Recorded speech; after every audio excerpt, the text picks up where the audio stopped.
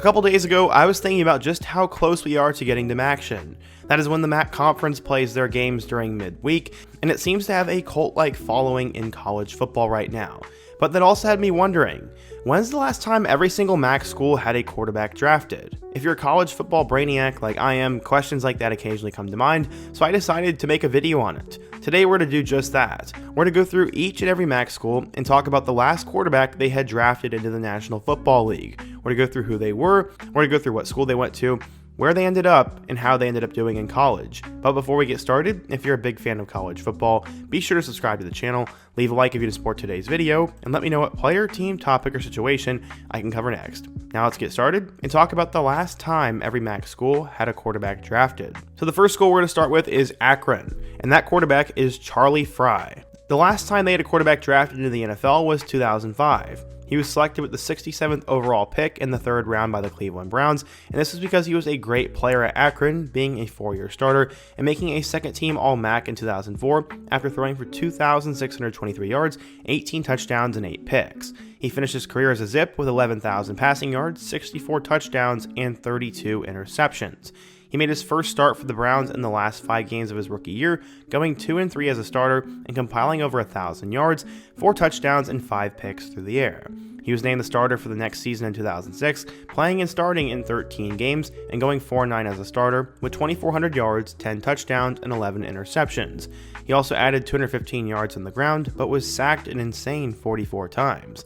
He was hurt against the Chiefs and did not play the rest of the season, and the Browns didn't win another game that year. In 2007, Charlie lost his starting spot to Derek Anderson, and Anderson would end up leading the Browns to a 10-6 record, and he would make the Pro Bowl. Charlie was then traded to the Seahawks in 2008 and only started 1 game, throwing for 83 yards and 2 touchdowns with 2 picks. He went to Oakland in 2009 and started 3 games there, but ended up going 1-2 with 4 interceptions. He retired in 2009 and then got into coaching, and currently he's the offensive coordinator at Florida Atlantic. His pro football career was ruined by bad coaches and bad teams, and now he's going into coaching to hopefully fix some of those mistakes. The last time a quarterback was drafted from Ball State was Keith Wenning.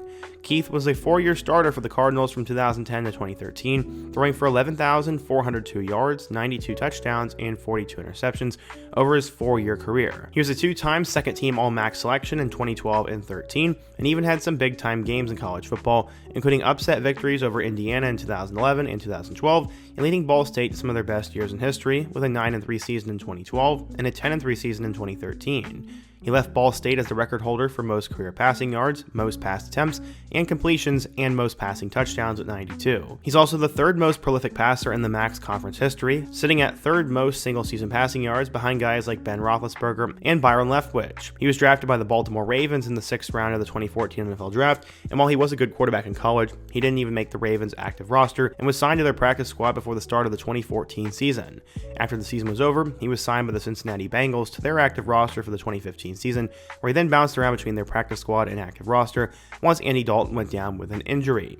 He was then cut before the start of the next season and ended up with the Giants practice squad for 2016. After the Giants drafted Davis Webb, he was cut and ended up with the Bills for the preseason in 2017, before he was then cut from there and then went to the CFL and then was cut and then was done with football by the time 2018 had rolled around. The last big name that Bowling Green had was Matt Johnson, but he ended up not getting drafted, so the last quarterback they had drafted was Omar Jacobs, and he had one of the craziest seasons in college football history from a quarterback position. He came to Bowling Green in 2003 from Delray Beach, Florida, and was originally a bit of a project at quarterback.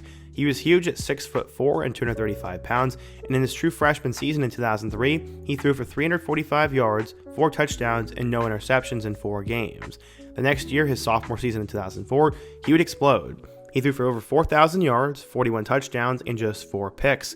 This was crazy because he led the conference in yardage, the country in touchdowns, and even set the FBS record for touchdown to interception ratio. He was the best quarterback in the conference by far, and there was some legitimate hype to him winning the Heisman Trophy the next year. But he hurt his throwing shoulder and only finished 2005 with 2,500 yards, 26 touchdowns, and 7 picks. The Steelers thought he could get back to that production though, so they drafted him in the 6th round of the 2006 NFL Draft, but he did not make the active roster in 2006, and the Steelers actually cut him from their practice squad before the season even started. He ended up landing with the Eagles practice squad for 2006, and when his contract ended there, he went to Kansas City in 2007, where he was actually supposed to play in NFL Europe, but then got hurt again and spent the whole year on IR. After that, he bounced around to a few arena leagues for a few seasons before being out of football entirely by 2014. He's one of the craziest one-year wonders in college football history, but you have to wonder how good he could have been if he wasn't hurt all the time. Okay, so technically Buffalo's never had a quarterback drafted, but the last quarterback that's seen the NFL was Tyree Jackson.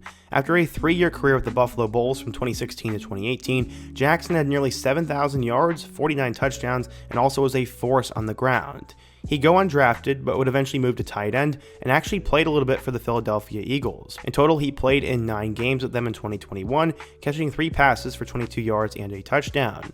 Tyree Jackson was not drafted, but he did sniff the league at least. For Central Michigan, the last quarterback they had drafted was Dan Lefevre. He might be the most successful quarterback on this list, as he was a 4-year starter for the Chippewas from 2006 to 2009 and helped them win 3 MAC championships in 06, 07, and 09. The only year they didn't win it in 2008, Dan was hurt. He finished his career at Central Michigan with nearly 13,000 passing yards, 102 touchdowns, and 36 picks through the year, but he was also a dual threat and put up nearly 3,000 yards and 47 scores on the ground.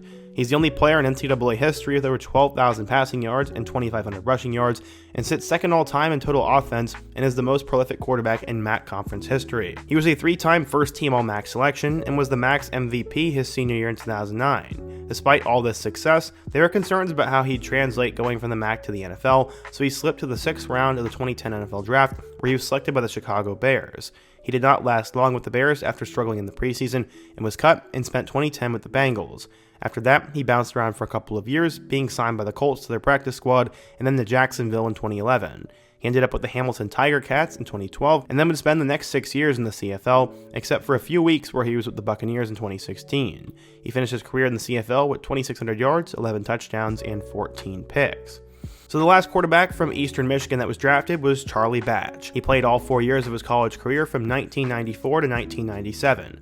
His freshman year in 1994, the Eagles finished 7th in the MAC and went 5-6. He played in 8 games and threw for 600 yards with 7 touchdowns and a pick. He was the starter the next season in 1995 and threw for over 3,000 yards, 21 touchdowns, and a very high 17 picks, but he helped the Eagles go 6-5. Sadly, he'd get injured a few games into the 1996 season, and the Eagles would finish at 3-8. His senior year in 1997, he'd throw for 3,200 yards, 23 touchdowns, and 11 picks, and the Eagles would once again miss the bowl. But he was good enough for NFL scouts to be considered a backup prospect, and the Detroit Lions selected him in the 2nd round of the 1998 NFL Draft and was actually the starter for the Lions immediately.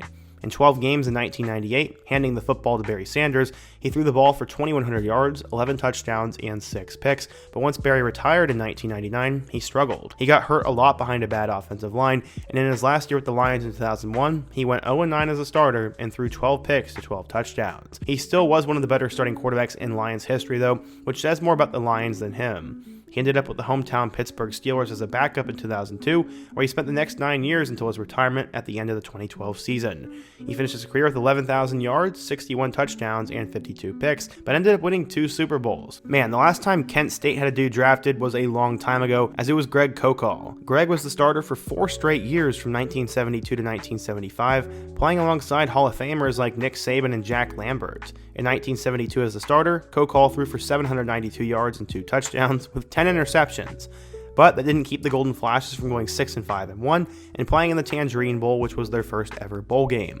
In 1973, though, the Flashes went 9-2, and Kokall threw for 1,700 yards with 7 touchdowns and 15 picks. They then went 7-4 the next season, with him throwing for 1,200 yards and once again 10 touchdowns and a seriously high number of 7 interceptions. In his last year, he went 4-7, threw for 1,700 yards, 11 touchdowns, and 17 interceptions, and somehow a stat line of 30 scores and 49 picks was considered a draftable quarterback prospect, as the New Orleans Saints took him in the 11th round of the 1976 NFL Draft.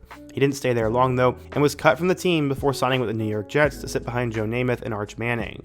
He didn't last very long there though either, as he ended up with the Hamilton Tiger Cats of the CFL for just 2 weeks. He was out of football after that, and actually ended up working for a trucking business for a few years before starting his own in 1988. His 5,587 career passing yards was enough for Kent State to put him in their Football Hall of Fame. The last time Miami of Ohio had a quarterback drafted was Zach Dysert. Zach was one of the best high school quarterbacks in Ohio history, as he had over 11,000 passing yards, which ranked second all-time, and 100 passing touchdowns. Despite being a high 3-star recruit, he chose to play at Miami of Ohio, where he took over the starting duties as a redshirt freshman in 2009 and struggled a bit.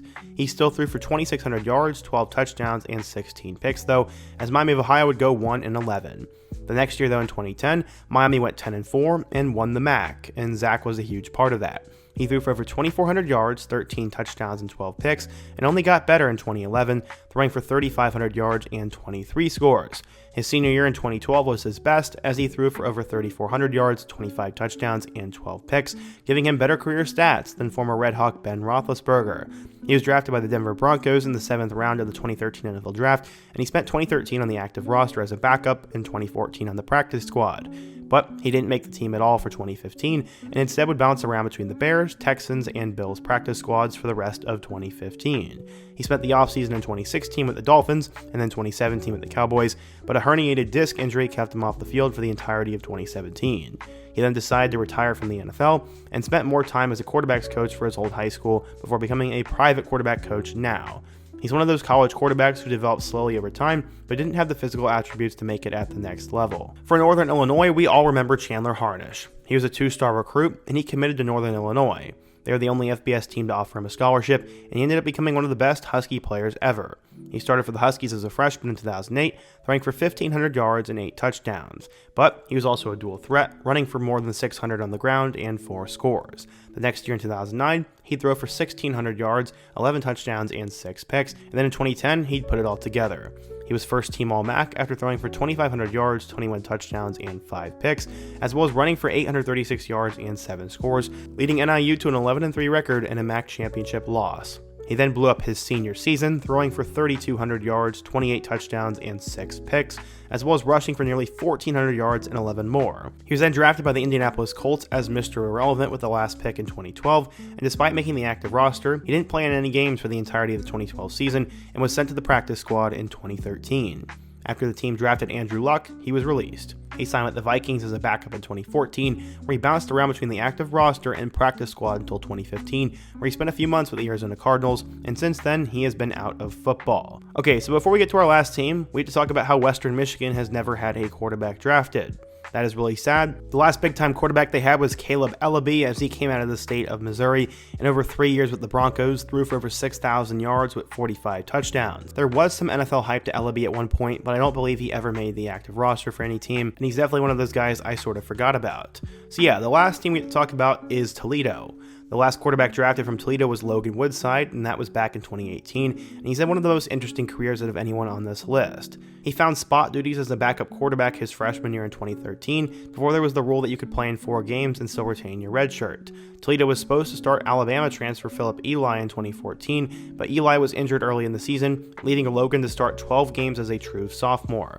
He ended up throwing for 2,200 yards, 19 touchdowns, and 8 picks, essentially cold off the bench. He helped Toledo and head coach Matt Campbell to a 9-4 record, and this was great. He then redshirted in 2015, and in 2016, he exploded onto the scene as the MAC's best quarterback, throwing for 4,129 yards and 45 touchdowns and 9 picks. He followed that up with 3,800 yards and 28 touchdowns in 2017, and was named the MAC's MVP in 2017, and was actually drafted by the Cincinnati Bengals in the 7th round of the 2018 NFL Draft. He'd earned a reputation as being one of the most efficient quarterback prospects, especially for his 2016 season, where his completion percentage hit 70%. He was cut quickly though, and ended up with the Titans practice squad before signing with the San Antonio Commanders of the AAF for the 2019 season, where he's one of the league's best quarterbacks, throwing for 1,300 yards, 7 touchdowns, and 7 games. Once that league folded though, he went back to the Titans, where he was a backup until 2022, and he was signed off their practice squad and spent a year with the Falcons in 2023 before going back to Cincinnati in 2024 as a backup. So yeah, today we talked about the last time every MAC school had a quarterback drafted, and most of these names I was not very familiar with, but they're all pretty cool, and maybe they'll get their own videos someday. We'll just have to wait and see. But what do you guys think? If you're a fan of a MAC school, let me know the last time your team had a good quarterback and what other video like this I should do next. Also, before you go, don't forget to also leave a like, subscribe if you're new, and check out all my other videos on the end screen. I hope to see you guys again soon, but until next time, peace.